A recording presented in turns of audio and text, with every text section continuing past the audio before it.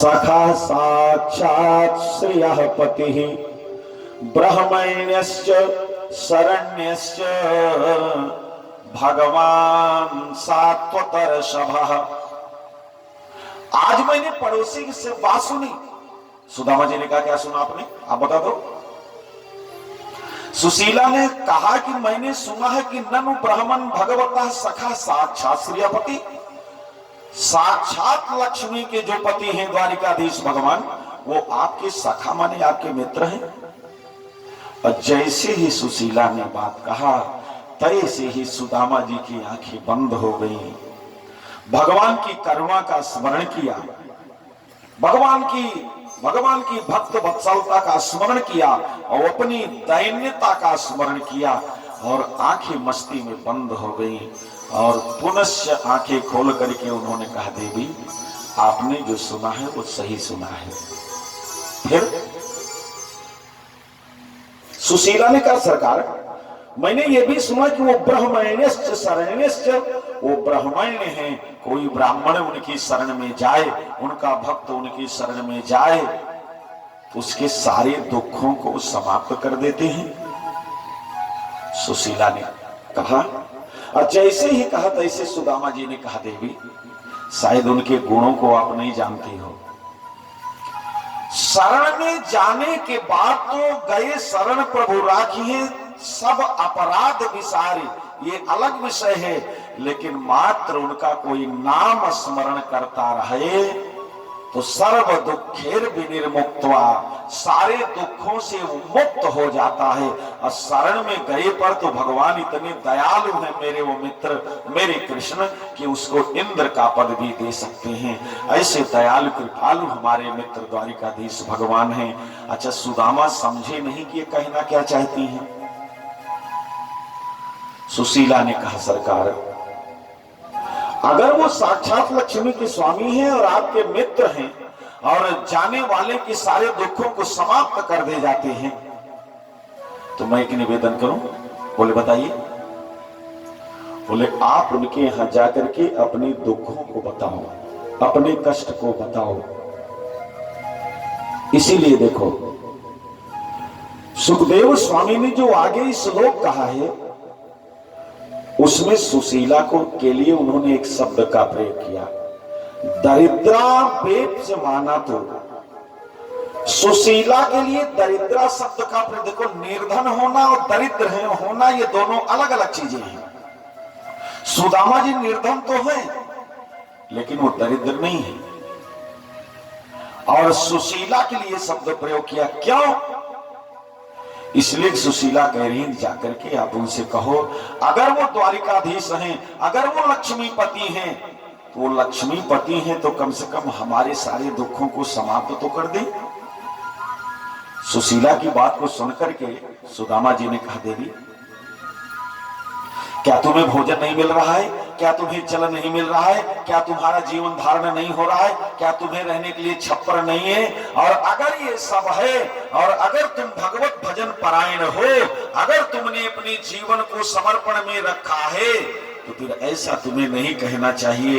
और एक बात कान खोल करके सुन लो, मैं ऐसा ब्राह्मण हूं जिस ब्राह्मण ने कभी भी संसार वालों से या संसार के स्वामी से मैंने आज तक न कभी कुछ मांगा है और न मैं कभी कुछ मांगूंगा। बोलिए द्वारिकाधीश भगवान की। ये ब्राह्मण की शैली है, ये उनका स्वाभाविक गुण होता है। इसलिए देखिए, अब नरोत्तम दास कविराज जी ने लिखा, औरन को धन चाहिए बावरी, ब्राह्मण को धन केवल भिक्षा। लेकिन सुदामा जी महाराज कहते हैं, सुखदेव स्वामी राजा परीक्षित से वर्णन करते हैं, परीक्षित सुदामा जी ने कहा, देवी तुम्हें पता नहीं है, जन्मना ब्राह्मणों गुरु वर्णा नाम ब्राह्मणों गुरु। आपको पता नहीं है कि हम लोग गुरु के पद पर हैं और गुरु मात्र देता है, लेता किसी से कुछ नहीं, मात्र देता है। इसीलिए गोपियों ने भगवान से 10वें स्कंद में कहा, बोले सरकार भूमि गृणन्ति ते वै भूरिदा जनाः, सबसे बड़ा दानी तो वो है जो आपके नाम का दान देता है। सबसे बड़ा दानी तो वो है जो संसार को ज्ञान देता है। सबसे बड़ा ज्ञानी वो है जो संसार के सारे जीवों को, सारे मनुष्यों को वो बोध कराता है, वो सबसे बड़ा दानी है। इसलिए सुदामा जी ने कहा, औरन को धन चाहिए बावई, ब्राह्मण को धन केवल शिक्षा, भिक्षा नहीं। भिक्षा तो यार भिखारी लोग मांगते हैं, हम कहां भिक्षा मांगते हैं, है कि नहीं? हम लोग भिक्षुक नहीं हैं, भिक्षुक अलग श्रेणी है। और अगर आप कहो महाराज ना मांगते तो का करे, यहाँ जो आरती वारती में चढ़ता है का लग जाता है, ये भी आप कह सकते हो। आपका प्रश्न ठीक भी है। महाराज पूजा पाठ में आप चढ़वाते उस दक्षिणा को क्यों ले जाते हो, ये भी आपका प्रश्न उचित ही है, कहीं से अनुचित नहीं है। लेकिन एक बात याद रखना, बोलिए भक्तवत्सल भगवान की भिक्षा कैसे मांगी जाती है, आप उसको भी ध्यान देना। भिक्षुक होता कैसे है ये भी ध्यान देना। अब किस वर्ण का व्यक्ति वो भिक्षुक बन सकता है, और किस भिक्षुक को दान देने से आप ऊर्ध्वलोक के गामी होते हैं, और किस भिक्षुक को दान देने से आप अधोलोक में जाते हैं। इन सारी बातों का आप, एक पुस्तक है, मैं नाम बता दे रहा हूं, आप कहीं जाना तो उसको ले लेना और उसको पढ़ लेना। क्योंकि समय कम है इसलिए उतनी व्याख्या मैं नहीं बता सकता। ये सारी बातें आपको 3 पन्नों में मिल जाएगी। पुस्तक का नाम है आचार्य भूषणम, लेखक का नाम है जगत गुरु स्वामी रामानुजाचार्य जी महाराज, जो आज के 500 साल पहले हुए थे दक्षिण भारत में। उनका लिखा हुआ ग्रंथ है, आप पढ़ना, मिल जाएगा आपको, कोई दुर्लभ ग्रंथ नहीं है, सारी बातें समझ में आएगी। इसलिए देवी, हम शिक्षा देने वाले लोग हैं, हम भिक्षुक नहीं हैं। और तैसे ही सुशीला ने कहा, सरकार आप मांगने नहीं जाना है, आपको, आप उनका दर्शन करने जाओ। और जैसे ही सुशीला ने कहा, सुदामा ने कहा, देवी ये बात तुम बढ़िया कहती है, यद्यप आज तक मैं जाना नहीं चाह रहा था, मैं द्वारिकाधीश से मिलने नहीं जाना चाह रहा था, लेकिन आज तुम कह रही हो तो वास्तव में मेरे भी हृदय में इच्छा है कि मैं द्वारिकाधीश का दर्शन कर लूं। लेकिन अगले ही पल सुदामा जी महाराज की आंखों में आंसू आ गए, क्योंकि उन्होंने अपने पत्नी से कहा, देवी तुम तो मेरी अर्धांगिनी हो, मेरी प्राण वल्लभा हो, और तुम्हें पता है कि भगवान के यहां जाए तो रिक्त पानी नहीं जाना चाहिए, रिक्त हस्त नहीं जाना चाहिए। आप अपनी बेटी के यहां जाओ तो खाली हाथ न जाओ। कुछ जने वैसे चला जाते, एक टाफी ना ले जाते, कहीं है 3 टाइम, ऐसा ना करना। बेटी के यहाँ जाओ तो कुछ न कुछ साथ में ले जाना चाहिए, और कुछ उनको दक्षिणा इत्यादि भी दे दो, जैसे भी बने, जो भी हो, 1-2 रुपए हो वही दे दो, जो शक्ति हो वो दे दो, लेकिन विधि का पालन करो। अपने गुरु के यहाँ जाओ तो रिक्त पानी उनको भेंटिए मत, और भगवान के यहाँ जाओ तो खाली हाथ न जाओ। सुशीला से सुदामा जी ने कहा, बोले देवी अगर मैं द्वारिकाधीश के यहाँ जाऊंगा तो तुम्हें तो मैंने बता ही दिया कि वो सखा साक्षात श्रेयापति, वो साक्षात लक्ष्मीपति हैं, वो संसार के स्वामी हैं, वो भगवान हैं। उनके यहाँ मैं जाऊं तो कुछ न कुछ साथ में होना चाहिए। और अपने घर में तो एक दाना चावल भी नहीं है कि वही ले जा करके उनको दे दूंगा। सुशीला ने कहा, स्वामी ले जाना आपका कार्य है और व्यवस्था करना मेरा कार्य है। आप लोगों को क्या कहा जाता जानते हैं? गृह लक्ष्मी। लेकिन गृह लक्ष्मी तब आप हैं जब अपने गृह की गृहस्थी को बहुत बहुत सजा करके संवार करके आपने रखा हो।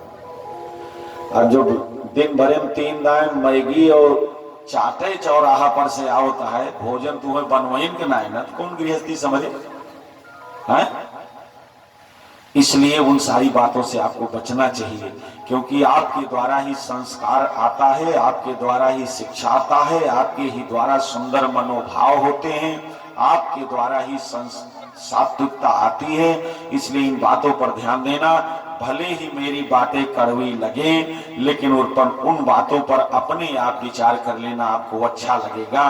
और उनको करोगे तो और ज्यादा अच्छा लगेगा आपको। सुशीला ने कहा, चिंता मत करो, भले ही मेरे गृहस्थ जीवन में, मेरे घर में कुछ भी नहीं है, फिर भी आप भगवान के यहाँ जा रहे हो तो कुछ न कुछ देने की जिम्मेदारी मेरी है, और उसकी व्यवस्था मैं करूंगी। और गई सुशीला आसपास के अपने घरों में और अपने पति से सुदामा दास जी से उन्होंने कभी ये नहीं कहा कि आपने तो व्यवस्था करी नहीं सो आपको कहां से दे हम, ना ना, अपने पति की सारी स्थितियों परिस्थितियों में वो सहभागी हैं। और यही है, अगर आपत्ति काल आपके जीवन में आई है, विपत्ति आपके जीवन में आई है, तो उस विपत्ति काल में 4 लोगों की परीक्षा आप ले लेना। धीरज, धर्म, मित्र, अरु, नारी। आपत्ति काल परखिए चारी। इन 4 की परीक्षा विपत्ति में कर लेना, पता चल जाएगा कि आपका सच्चा साथी कौन है। और सुशीला गई आसपास के घरों में। सुखदेव स्वामी कहते हैं, बोले आ चित्वा चतुरो मुष्ठीन विप्रान पृथुक तंडुलान। सुशीला अपने सुदामापुरी के संपूर्ण नगरी में उन्होंने भ्रमण किया, सबके यहां वो गई। लेकिन यही दुर्भाग्य होता है, जब जीवन में अभाव होता है तो सहयोगी कम हो जाते हैं, साथ देने वाले लोग गिने चुने रहते हैं। उस पूरे नगर में मात्र 4 लोग ऐसे मिले जिन्होंने सुशीला को चावल दिया, एक मुट्ठी, मात्र एक मुट्ठी चावल दिया। और सुशीला जी आंचल में पोटली बांध करके ले आई।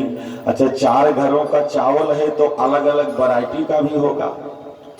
और द्वापर युग की बात है तो फिर वहां उस समय बासमती हमें लगता रहा भी नहीं।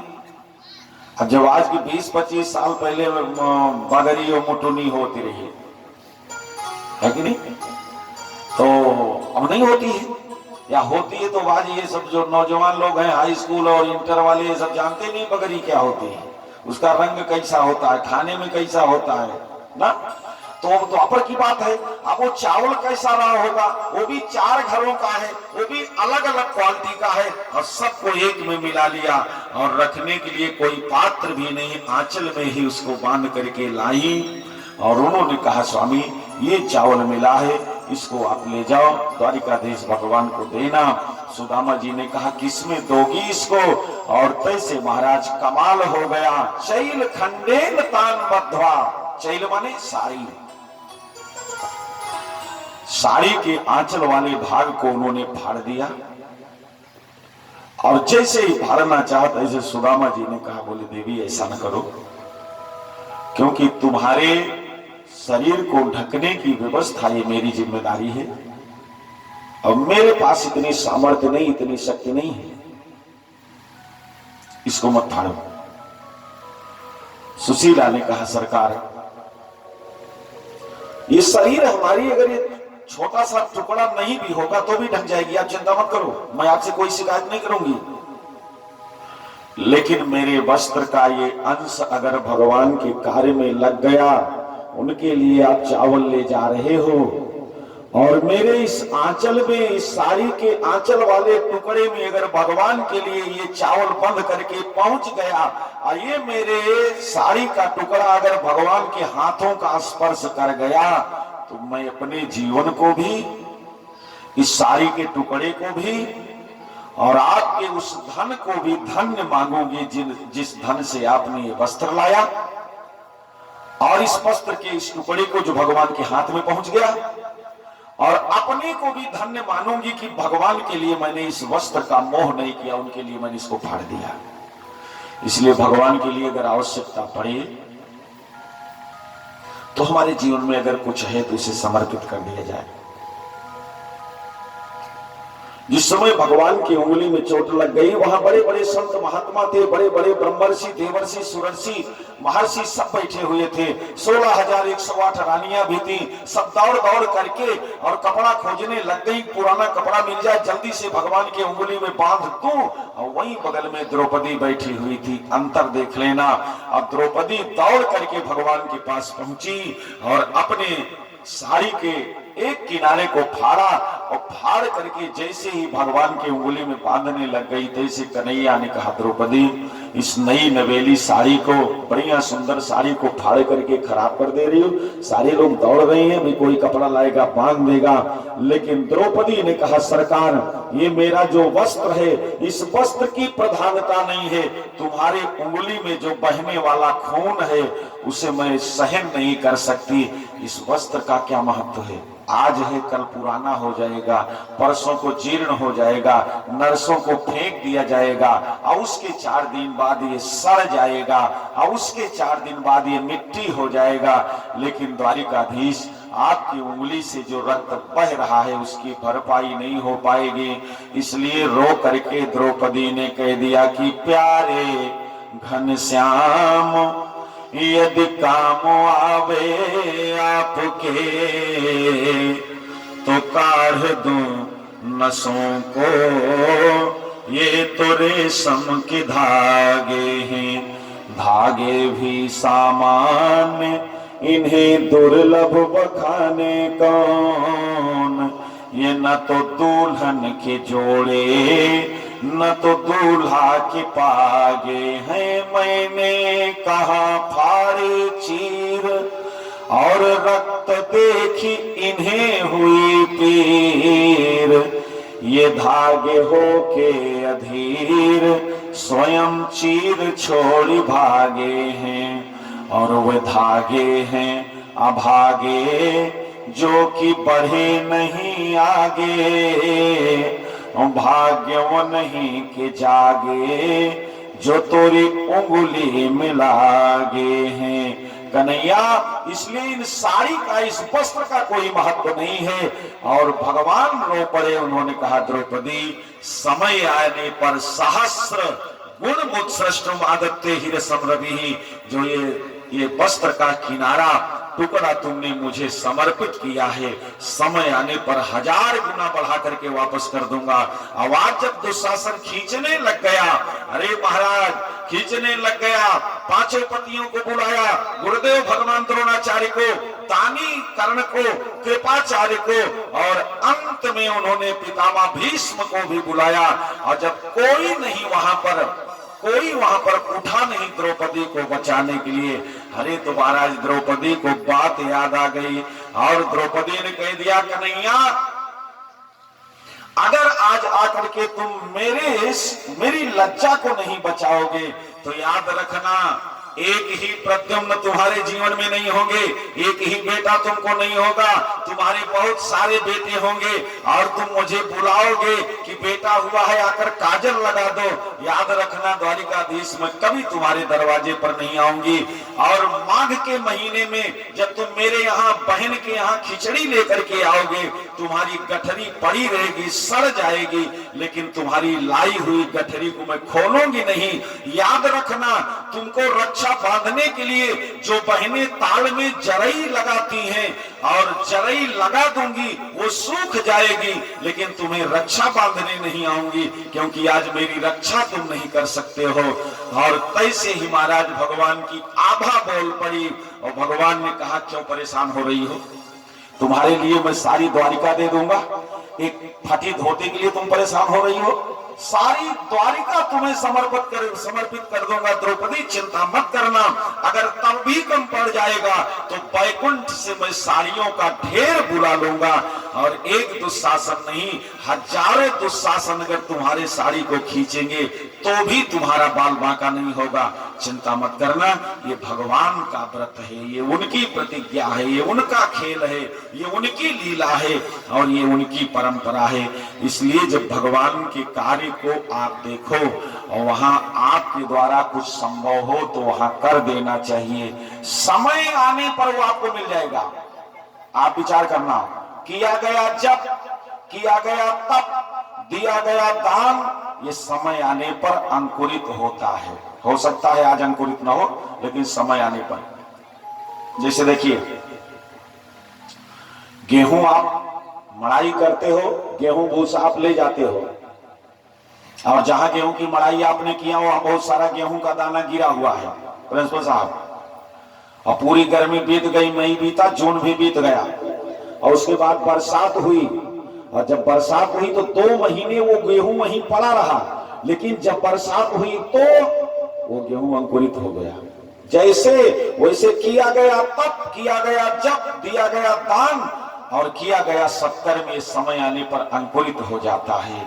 आप करते रहना, कभी इससे आपको घबराना नहीं चाहिए। और आज सुशीला ने दे दिया, बोले आप ले जाइए, चैल खंडेन दान बद्धा, इस वस्त्र की प्रधानता नहीं, ठाकुर जी को लिए, ठाकुर जी के लिए लेकर के जाइए। सुदामा जी महाराज उस वस्त्र से बंधे हुए चावल की पोटली को लेकर के चले और पहुंचे भगवान के द्वारिकापुरी। बोलो द्वारिकाधीश भगवान की जय। दरवाजे पर पहुंचे और ब्राह्मण देवता को द्वारपालों ने देखा। बोले कहिए सरकार, आप कैसे पधारे, कहां से आ रहे हैं? सुदामा जी ने कहा कि जाकर के कृष्ण को बता दो, मैं उनसे मिलना चाहता हूं। और जैसे ही कहा तैसे द्वारपाल लोग नाराज हो गए। बोले ऐसे बता दे जैसे तुम्हारे साथ में पढ़ने वाले साथी कौन से नाम ले रहे हो। तो बोले अब सुदामा जी ने सोचा कैसे बताएं पढ़ने वाले शत्रु हैं। अभी उनकी इतनी बड़ी अट्टालिका, इतना बड़ा राजमहल, और मैं कहा गरीब निर्धन ब्राह्मण, मेरे पास फटे हाल वस्त्र हैं, मेरा शरीर और मेरे वस्त्राभरण देख करके ही लग रहा है कि मैं इनका मित्र नहीं हो सकता, क्योंकि मृगा मृगई साक मनु ब्रजंती गावस्य गोवी तुरगास तुरंगई समान शील व्यसने सुसख्यम, मैं इनकी समानता में नहीं हूं, इसलिए कैसे बताऊं मित्र हूं। तो सुदामा जी ने पूछा अगर इनको कृष्ण न कहूं तो क्या कहूं, आप ही बता दो। द्वारपालों ने कहा सुनो ये सामान्य नहीं। बोले फिर? बोले ये अनंत श्री समलंकृत श्री श्री राजाधिराज महाराज द्वारिकाधीश जी महाराज। तो सुदामा जी कहीं बात ऐसा है, जितना लंबा नाव तू बताता है कहा हमें याद ही करें 10 दिन लाग जी, अब तुरंत हमको मिलना हो तो कौन सा नाम बताएं। बोले ब्राह्मण देवता आप मिलने की बात छोड़ो, उनसे आप क्यों मिलना चाहोगे? अगर कुछ दान दक्षिणा की बात हो तो बताओ, हम ही लोग आपको दे दें, आप यहाँ से वापस चले जाओ। हमें लग रहा है बहुत दूर से आप आए हो, आपको दक्षिणा की आवश्यकता हो, भोजन की आवश्यकता हो, वस्त्र की आवश्यकता हो, जो भी आवश्यकता हो बताओ, हम लोग पूर्ण कर देंगे। यहाँ 8 सिद्धियां और 9 निधियां ये सब द्वारिकापुरी में निवास करती हैं, और यहाँ के सारे लोग एकदम संपन्न हैं, संभ्रांत हैं। आप बताओ तो सही। ब्राह्मण देवता ने कहा सुनो, मैं दक्षिणा मांगने वाला नहीं हूं, मैं अयाचका सदाचारी विद्वान ब्राह्मण प्रिय, मैं अयाचक ब्राह्मण हूं, याचक की मुद्रा में कभी नहीं होता। मैंने मांगा तो कभी भगवान से भी नहीं, तो आपसे क्यों मांगूंगा? बोले फिर? बोले बात यह है आप जाकर के अपने द्वारिकाधीश भगवान से बता दो कि सुदामा जी आए हुए हैं। और निवेदन पूर्वक जब कहा, और तैसे ही महाराज उस द्वारपाल ने कहा ये बताओ हमारे भगवान से वही मिल सकता है जो एकादशी का व्रत करता हो। आप एकादशी का व्रत करते हैं? आप सही बताना ब्राह्मण देवता। इसलिए देखो, अच्छा एकादशी का व्रत ब्राह्मण देवता लोग करते हैं, करते होंगे 4 से 10%, लेकिन आप परसेंटेज कुछ बढ़ाइए, कम से कम एक दिन। अच्छा देखा, एक जने हमसे कहे पंडित जी भोग लगावत की काहे तोरे सब पनिया थलिया चारों ओरियन करा थे। अबे नहीं, निराला आर्यन खान ज्यादा पढ़े लिखे वाला साइंस वाला रहा लड़का हो। अब हमारे मन में सोचा कि इसको हम वेदांत का उपदेश करेंगे तो मानेगा नहीं, तो हम कहें पनिया थालिया चारी ओरियन भोग लगाओ किए लिए कह दी थी कि उन्हें कुछ चाहता हो जाए और थाली में कुछ चिवटी उटी न जाए। अरे कहीं इस पंडित जी गजब बताया था, अब तो ये करना होगा, हम लोग करेंगे इसको, ये तो बड़ा लाभकारी है। हमने कहा हाँ बिल्कुल करो। अब वो करने लगा, भले ही वो भोग नहीं लगाता है तो 1 लाख तो उनको उसको मिल ही रहा है, अनजाने में तो भगवान को भोग लगा ही दे रहा है।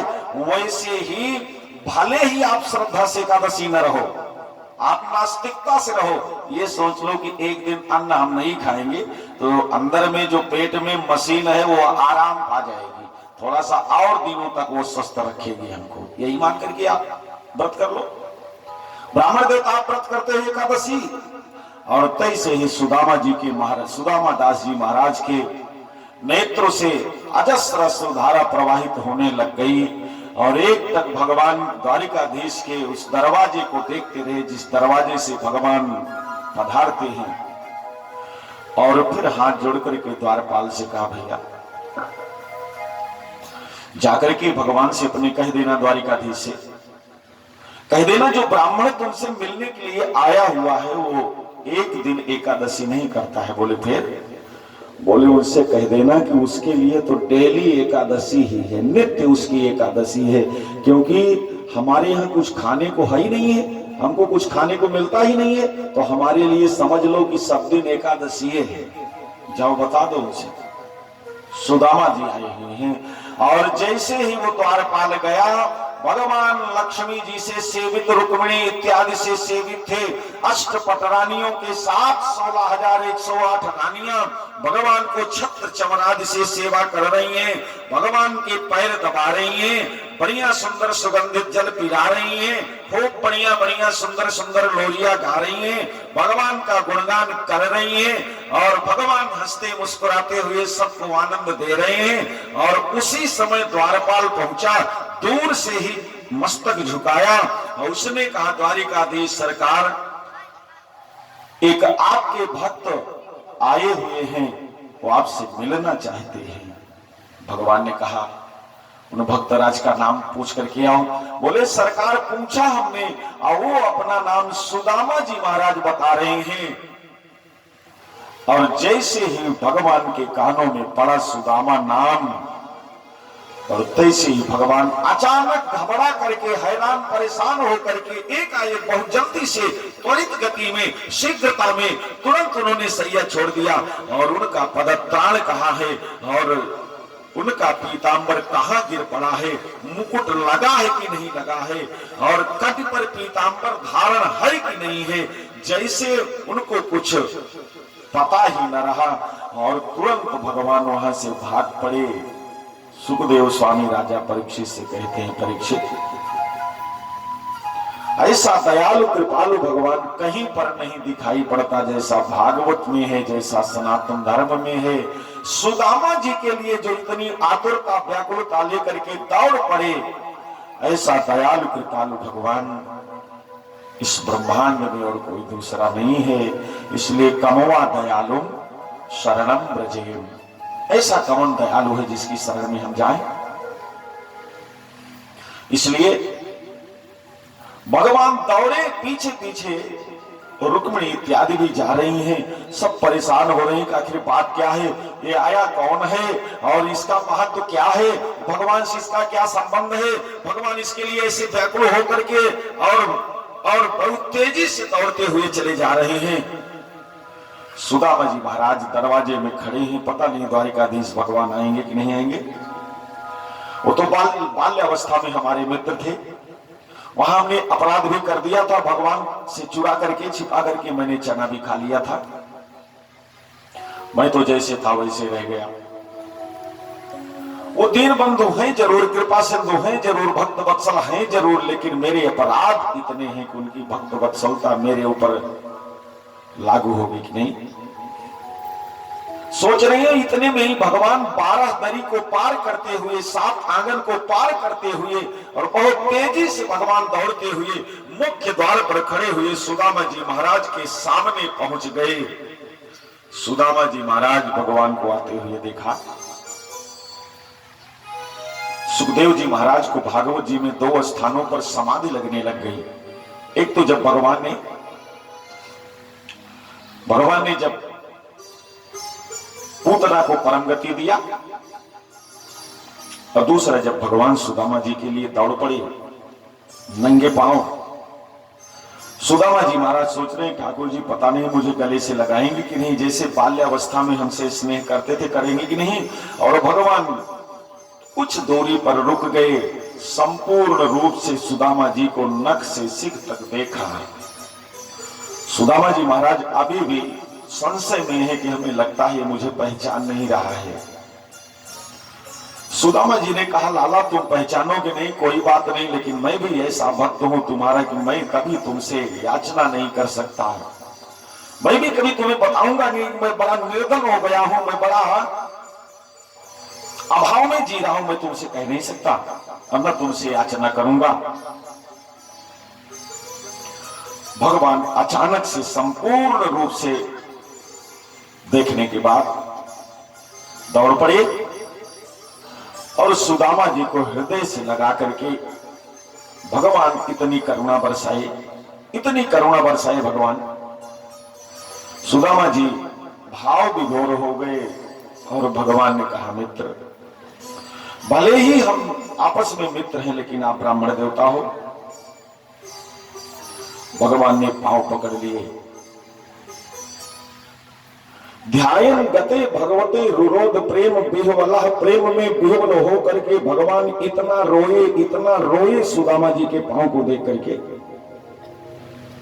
कि नरोत्तम दास जी को भी लिखना पड़ गया कि पानी परात को हाथ छुयो नहीं, नयनन के जल से पग धोए। ऐसा कोई भगवान, ऐसा कोई भक्त वत्सल, ऐसा कोई मित्र, ऐसा कोई बंधु, ऐसा कोई सखा, ऐसा कोई पिता, ऐसा कोई सहयोगी, ऐसा कोई परिवार वाला, ऐसा कोई गांव वाला, ऐसा कोई समाज वाला आज के समय में हमको आपको नहीं मिलेगा जैसा भगवान सुदामा जी को मिले हैं। इसलिए इस सुदामा जी की ही बात नहीं है, जो ही भगवान का भजन करेगा उसके लिए भगवान आज भी वही हैं। भगवान ने सुदामा जी के जब चरण को देखा, सुखदेव स्वामी वर्णन करते हैं, सुदामा जी के पांव में एक कांटा चुभा हुआ है, कंटका किरण चरण को देखा।